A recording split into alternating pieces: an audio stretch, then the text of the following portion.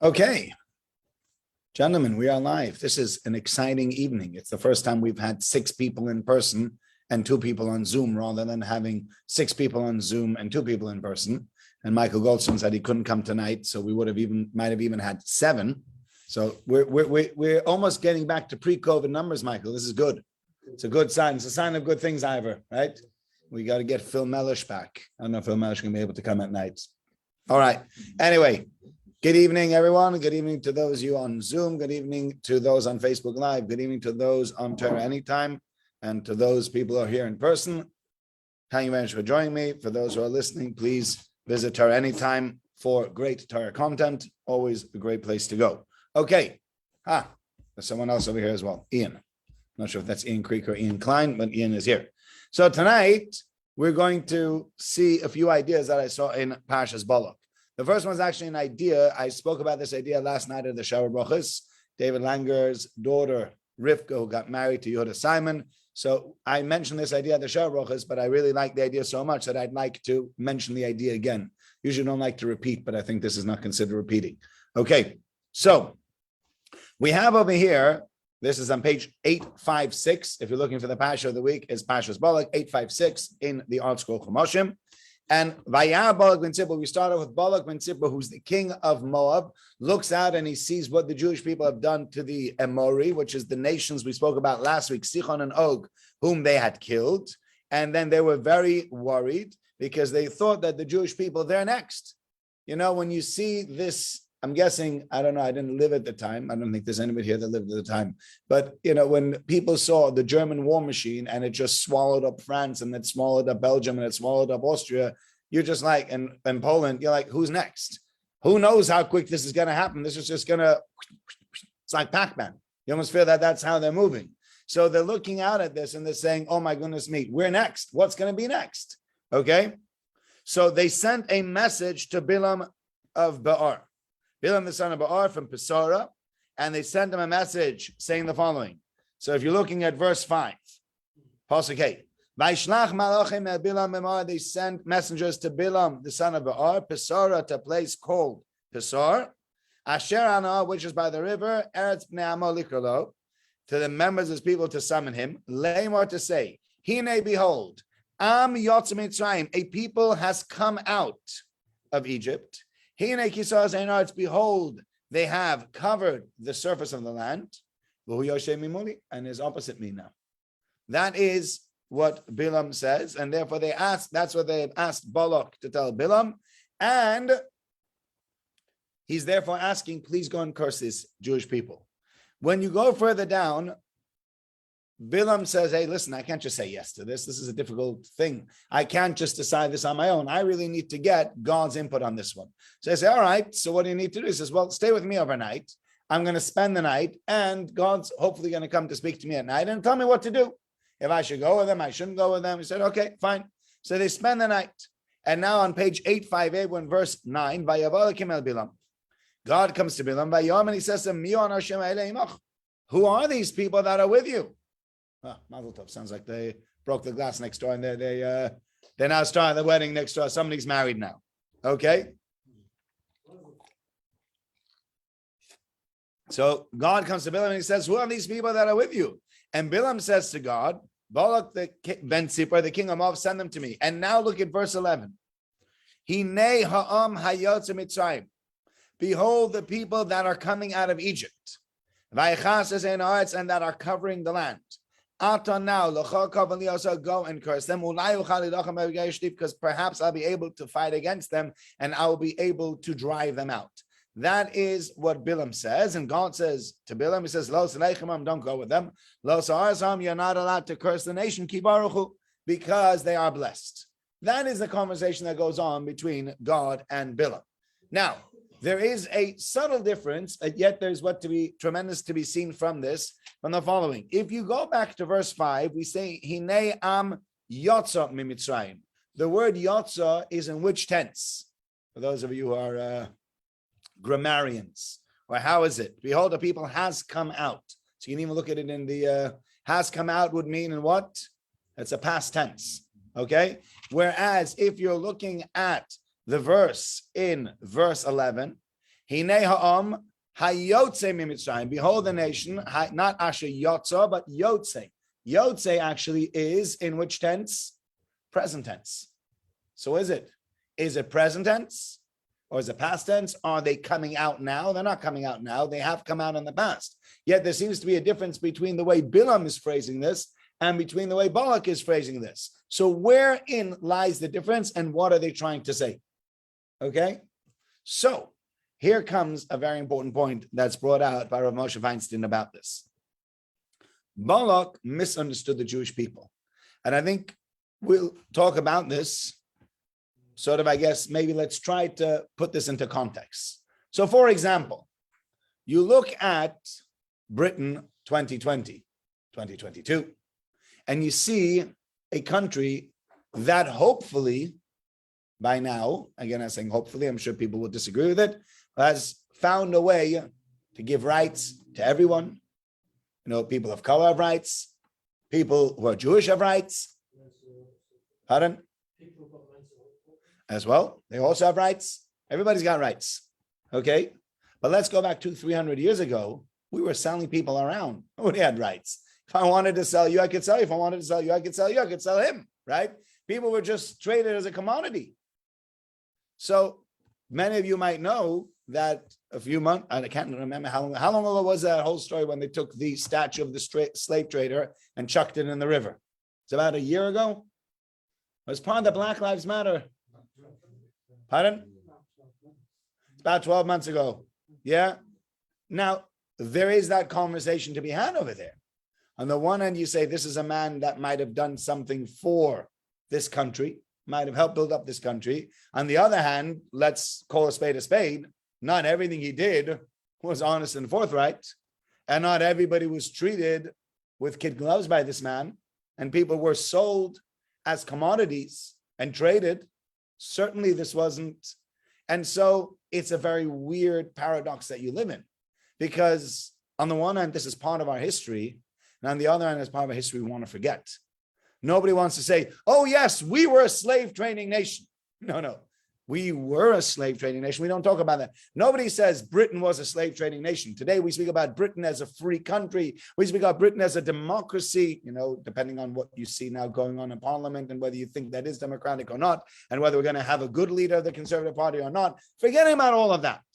But in general, we look at this country as a democracy. Same is probably true for America. The same is true for France. Many of the great democracies of today don't like to be reminded that, hey, it's not so long ago in history that you guys weren't really nice. When Britain had an empire, they weren't really the nicest people. To have an empire wasn't mean to have an empire. When you go and have an empire, you go from country to country and just literally take them over and say, now I run here. Yeah, but where are you from? You're from Britain. This is like the middle of Africa. This is the middle of Asia. What are you doing here? Says, yeah, why does Britain suddenly own India? Just because they decided they wanted to own the Indians, so they owned India, right? So how do you get the Indians? You're just watching now what's going on with Russia and with Ukraine. Ukrainians don't really want to be run over by the Russians. So how would the Russians be able to take the Ukrainians? Just send the army in as hard as you can and just blitz everyone out. Yeah, but Ukraine are putting up a pretty strong fight. They are putting up a pretty strong fight, but my guess is that in the olden days, everyone tried to put up a strong fight against the British. Nobody really wanted the British in their country either. Nobody wanted the British to have an empire. I don't think the Indians were saying, they're saying like, hey, Britain, come on in. We can't run our own country. How about you come and run it for us? No, I'm sure they don't. And the British came in, and the British came in really hard and tough and rough and roughed up the Indians until they took over India. And they told, you know, Africa was split up amongst all sorts of different European countries. None of these countries had their own rights. But we don't talk about that. And if you were to call Britain a slave trading nation, people would be like, how'd you talk like that about our country? We're not a country of slave traders. We're a free democracy. You're like, yeah, but not so long ago you were. Really not such a long time ago. But we've tried to forget our past. And so Balak says, look, here's a nation that were slaves. And they came out from being slaves. And people that were slaves that finally came out, were emancipated and came out from being slaves, one of the first things that they want to do is what they want to do. Put that in the past. Yeah? Nobody wants to remember that. We say, where did you come from? Oh, I used to be a slave and I've just been freed 2 years ago. Nobody says that. That's maybe nowadays where we've become very into like voicing our opinions and telling people about our struggles. We might actually say that, but most people wouldn't want to say, oh, I used to be a slave until 2 years ago. And thank God I got emancipated 2 years ago. Thank God. No, people say, who are you? You just tell people your name. You shut up about the fact that you used to be a slave because that's not a great part of your past. That's not something you want to be sharing with anybody. And so therefore, Balak says to himself, the Jewish people were slaves. They came out of Egypt, but that's in their past. They've given up on that part of the past. They're not actually interested in discussing that part anymore. And Bilam says, you got it all wrong. What makes the Jewish people into the Jewish people is that they are a nation that is now coming out of Egypt. We as Jewish people remember the Exodus from Egypt every single day, at least twice. Once at Shachris and once at Mariv. Because by Mincha we don't say the Shema, so by Mincha we don't mention coming out of Egypt. It's a good question. So by Shachris we say, by Yomer, the third paragraph of the Shema, when we speak about the tzitzis, Leman tizgur yishad, Ani Hashem Elokeichem, I am Hashem your God, Asher hotzeisi etzchem eretz Mitzrayim, that took you out of the land of Egypt, Lios lachem lakim, to become your God, Ani Hashem Elokeichem, I am Hashem your God. We remember every single day, at least twice, that we came out of Egypt. Shabbos reminds us that we came out of Egypt. Tefillin reminds us that we came out of Egypt. Mezuzah reminds us. There's so many reminders. Nachmanides speaks about this. Ramban speaks about this in Parshas Bo, that the Exodus from Egypt is one of the cornerstones of our faith. And so we always keep on coming back to that. We don't forget about that because we don't want to say, oh yeah, we're a nation that always came from free people. No, we acknowledge we were a slave nation and we were taken out by God with great miracles and became who we became from being that slave nation.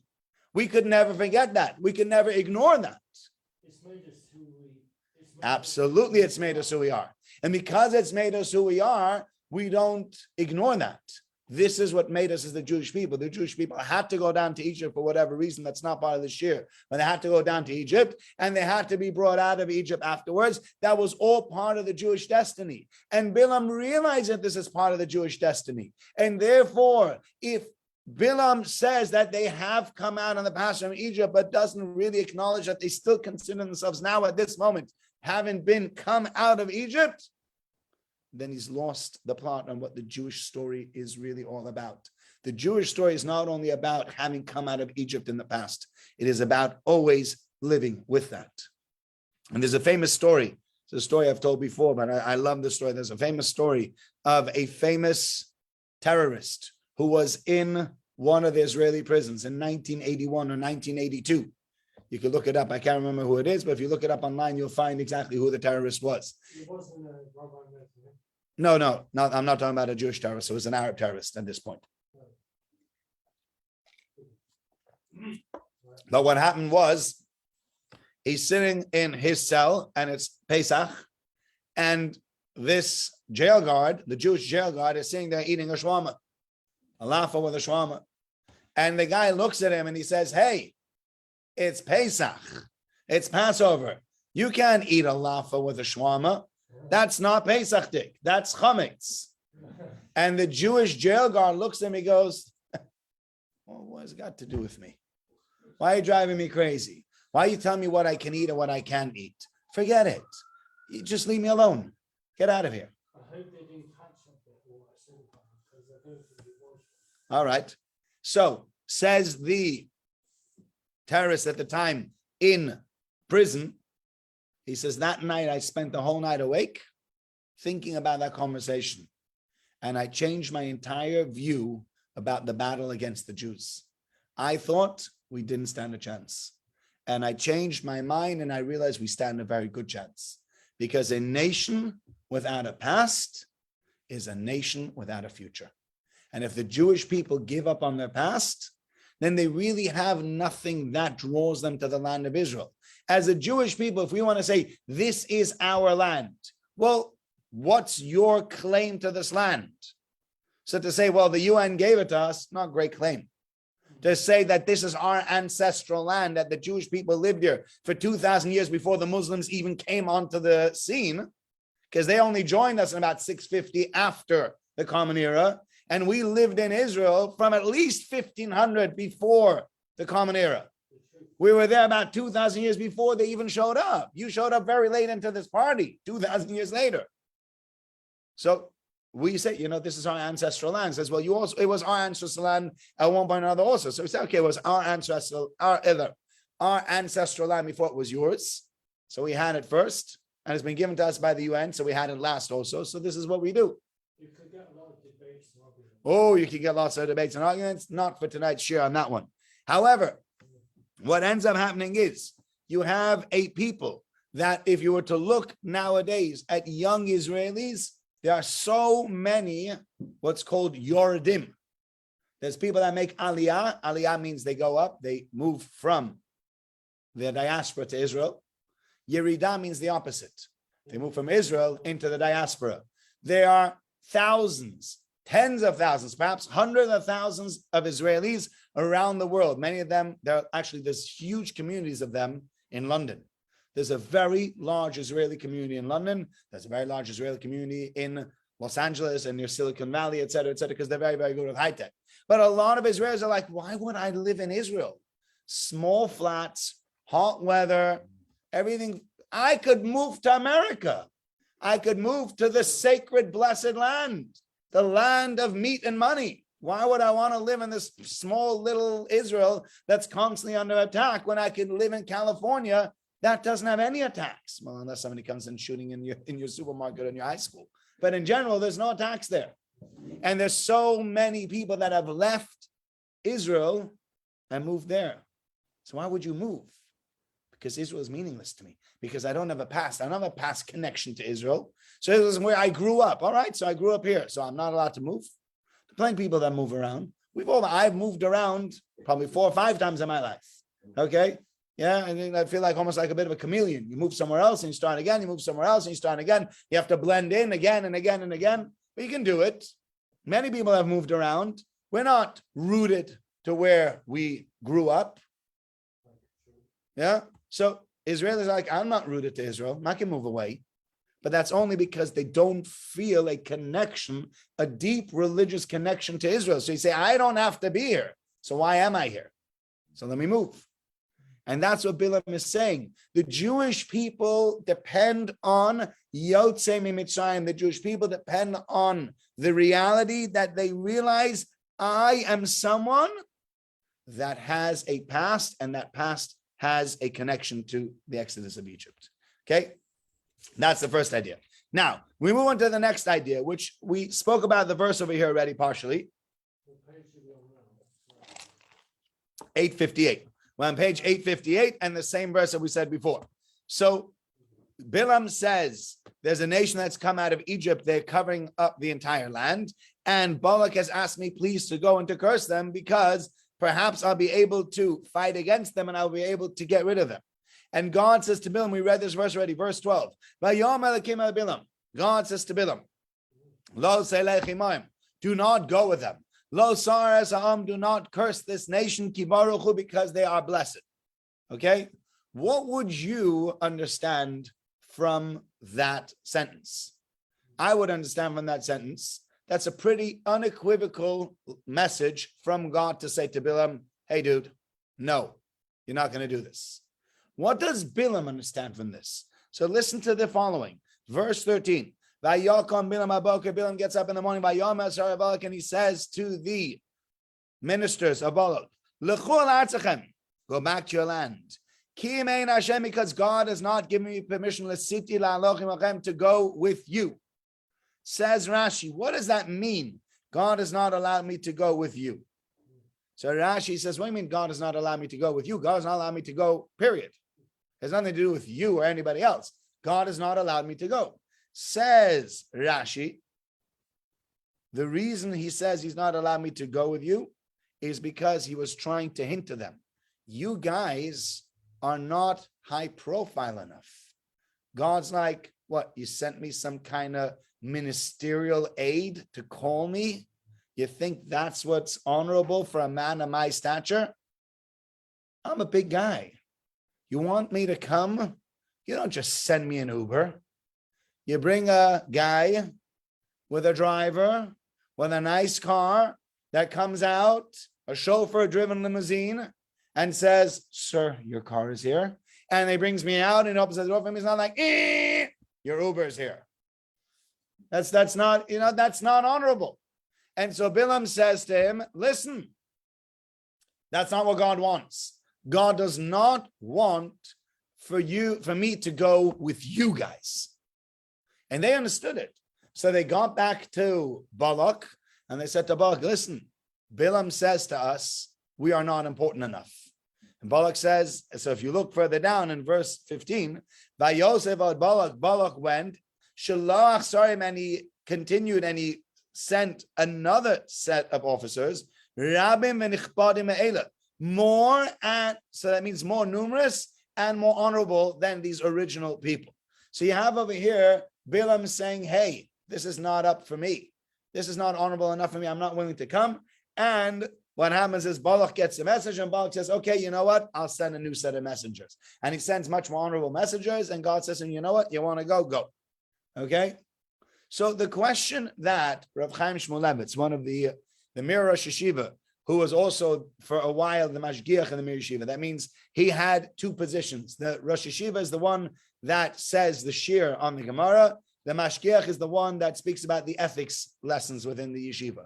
And for a while, they didn't have a Mashgiach. They didn't have somebody who was in charge of the ethical part of the yeshiva. So the Rosh Yeshiva took over the ethical part of the yeshiva also. Oftentimes, they're split roles. Okay, that's not because Rosh Yeshiva is not an ethical person, but they usually have two different roles. Rav Chaim Shmulevitz was actually famous for being a Rosh Yeshiva, for being a tremendous Torah scholar. However, one of the only svarim that remains from him is a sefer called the Sichos Musar, which were his Musar discourses, his discourses on character improvement. And so within that discourse, he discusses the question that we're speaking about over here.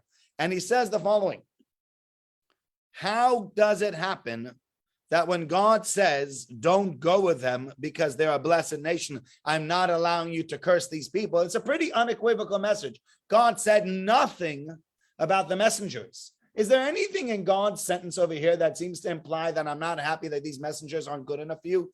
God says to Bilam, Lo selechibam, do not go with them. Lo sarasam, do not curse the people. Because they are blessed. End of story. No mention of honor, no mention that these guys aren't good enough for you. And Bilam, through his mangled head, hears, these guys aren't good enough for you. You need better people. That's not what I said. Have you ever had people misunderstand what you said? You say A, and they totally understood there's something else. I have it all the time. They're called wives. No, just kidding. There is a real difference. I think we both speak English very, very differently. They speak femalese and I speak malese. That's a different dialect of English. Very, very. Do you know what I'm talking about, Michael? Yes. They speak a very, very different dialect of English. It's weird that we actually sound the same, but speak totally different languages, right? But here you got Bilam's hearing God say A, and he comes back and he's giving a message saying B. So why is he giving a different message to what he said? So what Rav Chaim Shmulevitz says is that you have certain people that have their mind set in a certain way. And because that is the way their mind perceives the world, everything they hear is seen through that lens. Okay? So if my lens says I am the greatest, I'm God's gift to humanity, then anything that happens around me needs to be seen through the lens of I'm the greatest and I'm God's gift to humanity. So it's either, yes, this is a confirmation that I'm the greatest and I'm God's gift to humanity, or this goes against the fact that I'm God's gift to humanity and must be wrong, because I can't be wrong. I'm still God's gift to humanity. It's just that this conversation seems to somehow not dovetail with that. Something wrong over here. Okay. And so we have Bilam sees the world through his own lens. And his own lens is the following. If you have a look in Pirkei Avos, in the Ethics of Our Fathers. You will find a Mishnah there that we read about in last week's parak in Parak Hey. And in that Mishnah, it says the following. This is chapter 5, Mishnah 22, according to Art Scroll. Some count it differently, but we're just going to say, if you're looking in Art Scroll City, you'll find on page 578. So he says the following. Kol mi sheyesh biyado shlosh Avraham halalu, whoever has these three traits is the Talmud of Avraham Avinu, is a student of Abraham. Ushlosh Avraham achem, and whoever is learning three other traits, humi talmid of Bilam Arosha, he is a student of Bilam. So what makes a student of Avraham Avinu? Famous Mishnah. Ayin tova, a good eye. Ruach nemucha, a low spirit. V'nefesh shavala, and a meek soul. Those are people that are Talmid of Avraham Avinu. Ayin ra, a bad eye, a way of looking at people negatively. Ruach gevoa, arrogance. V'nefesh rechava, and greed. Those make a Talmid of Bilam Harasha. What's the difference between the Talmud of Avraham Avinu and Harasha? So it tells you what the difference is. So you have over here the three main characteristics of Bilam. And it's important to note this because, says Rav Chaim Shmulevitz, if that is what makes up a student of Bilam, that means this was really Bilam's entire course. Supposed to be characteristics of the Yitzhak, or some of them? Absolutely. Absolutely. These are characteristics that show that you have the Yetzer Hara has taken hold of you. Okay. So what you have over here is Bilam Harasha is taking on these characteristics. But not only is he taking on these characteristics, he's actually made it his life's work because he speaks over here.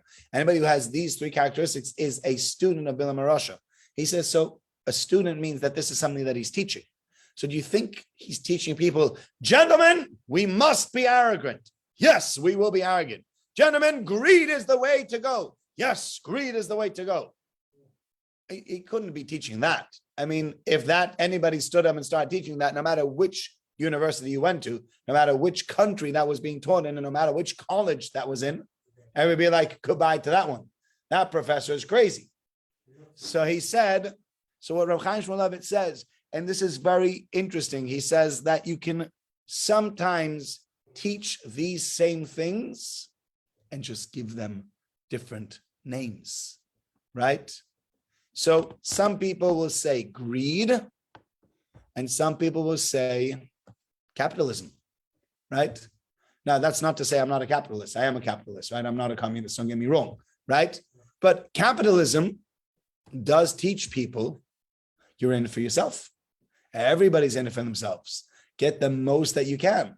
That's what it is. Nobody's going to bail you out. The fact that this government has a bit of a socialist view as well and is so generous on benefits is really an anathema. It's really the opposite to the fact that this is a capitalist country. In many countries, it's like, look, fend for yourself.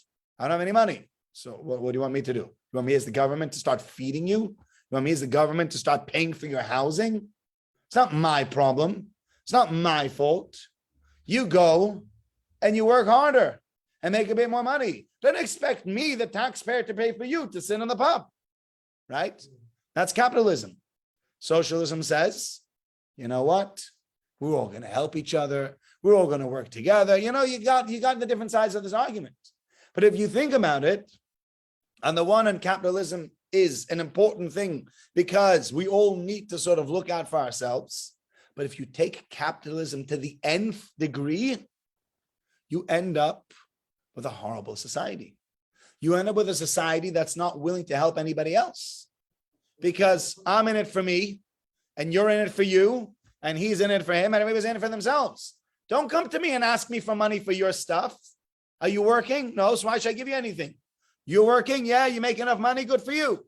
See, you're doing the responsible thing and you're doing the irresponsible thing. And that's why you don't have any money. That's why he's got money.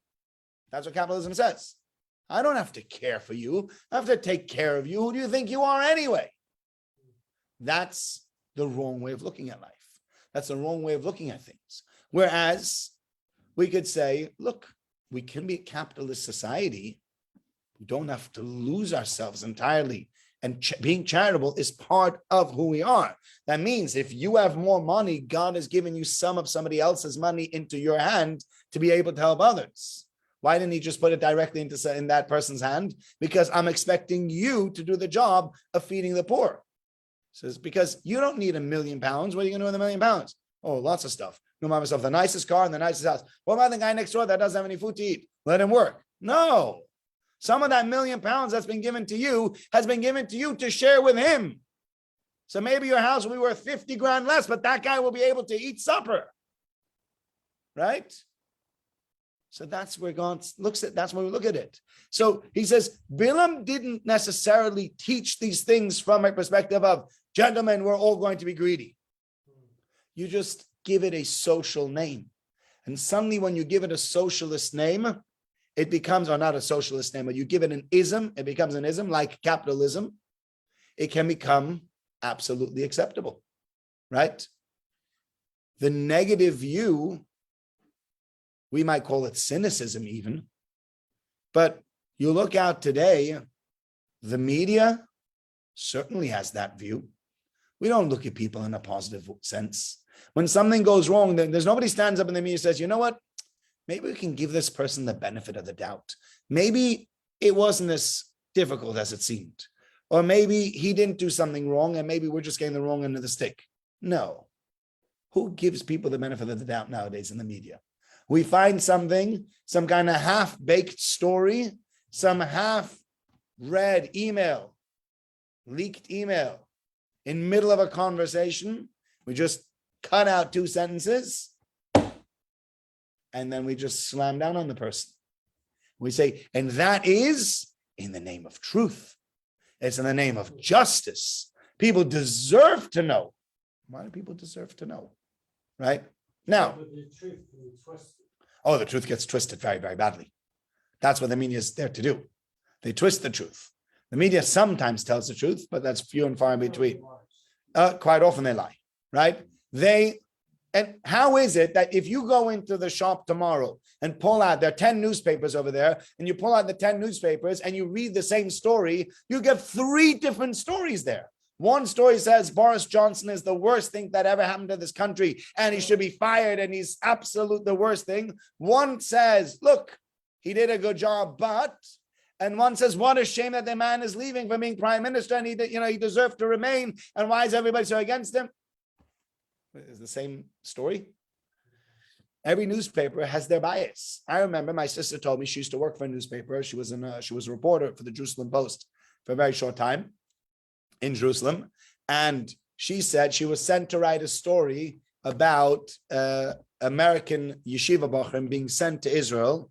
And the slant on the story was that they felt parents in America were being irresponsible and basically saying, look, I got a kid that I don't know what to do with. I'm shifting him off to Israel to see maybe he'll improve over there. But that's an irresponsible thing to do, because really, if you wanted to take care of your kid, you'd keep him nearby instead of shifting off 6,000 miles away to see, with a whole bunch of money, to see that maybe in a country on his own at 18, he's going to straighten out. How do you straighten a kid out? By sending him 6,000 miles away and sticking thousands of dollars in his hand. Why don't you expect these guys to be going to Ben Yehuda Street every night and getting drunk? Okay, so that was the slant that they thought it was going to take. And my sister went around and she interviewed different yeshivas and she spoke to boys and she spoke to girls and she spoke to rabbis and she spoke to female teachers in seminaries. And she wrote the piece and she sent it back to the Jerusalem Post and they had to read through it and they said, thank you very much. And they binned it. Do you know why they binned it? That's not what they wanted to report on. They didn't want to report on the fact that actually parents were being very sensible. Now, our parents are not being sensible. I'm not saying that every parent who's sending their child to Israel is being sensible. Some parents are really not being sensible and sending their kids away and giving them all this money and hoping that they'll make good choices. Because if they understood that who their kids were, they'd know their kids would make horrible choices. And the fact that they're 6,000 miles away with tons of money in their pockets just makes them make worse choices, not better choices.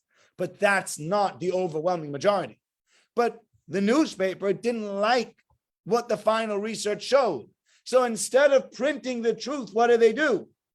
They printed nothing. Because we don't want to tell people the truth.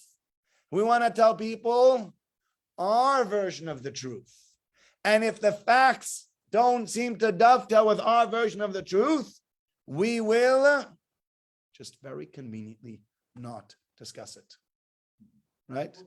You'll find in America, there's a whole argument that goes on over there about Biden, where you have the Republicans and the conservatives who are so anti-Biden. Every time the man makes a mistake, they're blowing the thing up everywhere. And you have the other side, for example, that are like, come on, he's the president. Let's not discuss it. Let's not drag down the president of the United States. Let's not make him look bad. So what's going on? He is or he isn't? I was just listening to a podcast today. So they actually played a clip of Biden reading what the teleprompter said. It says, this country is in a great trajectory. Repeat that sentence. That's what he read. Yeah. Now, that's just bad, right? When you're a politician and you're reading the teleprompter and you repeat that sentence. Yeah. So now some will say, oh, that means Biden is some kind of like senile buffoon. Okay. And the others will say, look, it happens. Right. Where's the truth? I don't know.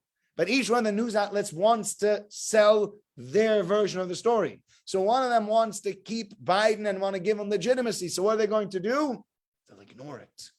Yeah. So Biden, they're not saying Biden didn't read that sentence, repeat that sentence. But that's not newsworthy for us. Let's keep stum about it. Let's just shut up about it, and no one will have to know about it. Whereas, pardon? Could be. But that's what one side says. The other side says, hey, wait a second. This guy made that kind of error. If he can't even read a teleprompter, how can he run the most powerful country in the world? Right? He could end up pressing the button, going like, oh, whoops, that was the wrong button. I was trying to make a phone call. Yeah. Yeah. But that's the argument. But what I'm trying to say is that we have over here, nowadays, you look out at our world, we have Talmidim of Bilam Arasha everywhere. We have people that have an Ayn Ra, that look things the wrong way and teaching people to look at things the wrong way, and there's a negativity. We have people that are teaching them about having tremendous greed, always having a certain amount of arrogance with them. You always feel I'm right, etc., etc. There's all that in there, but it's been given a fancy new name. So Bilam didn't teach, hey guys, let's be greedy. You just give it a very fancy, educated way of sounding, and then you can teach people about that. And once you see the world through those eyes, what will end up happening is everything that happens to you gets seen through your own perspective, through your own lens. So when you wear rose-tinted glasses, everything looks rosy. When you wear glasses that are dark, you're like, why is it so dark in here? It's not. Take off the glasses, right? Your glasses will decide what reality will look like. Your eyes will decide what reality looks like. Bilam has a warped sense of reality. And people with a warped sense of reality hear A and understand B. So Bilam hears, do not go with them. Do not curse the people. Oh, he obviously meant to say to me, because these people aren't honorable enough. A guy like you, somebody is as important to you. They sent these lowly servants to pick you up. Who do they think they are? Why are they treating you like some kind of second-rate slave? What's wrong with them? Come on, send a proper contingent and I'll consider it. But until you do that, no way. And that's what's going on over here. Bilam sees the world, says Reb Chaim Shmulevitz, through his own eyes, through his own warped sense of reality. And when you have a warped sense of reality, with it comes everything that happens around you gets warped. Because when you look at things through a crooked lens, everything looks crooked. And so that's what happens to Bilam. And that's why Bilam messes up over here. So those are the ideas I wanted to share with you tonight. We had 2 more ideas, but we didn't get to finish those. Thank you very much, guys, for joining me here tonight. It's been an absolute pleasure to have so many people here in the Beis Medrash. Hopefully we'll grow this even further. Thank you to those who joined us on Facebook Live and on Zoom. Thanks, Elliot Marine, as well. We didn't say hello, and to Ian. And thank you to those on Torah Anytime. If you want to get in touch, davideisenberg@gmail.com. Look forward to Mitzvah Shem coming together again next week. David. Thanks, Bobby.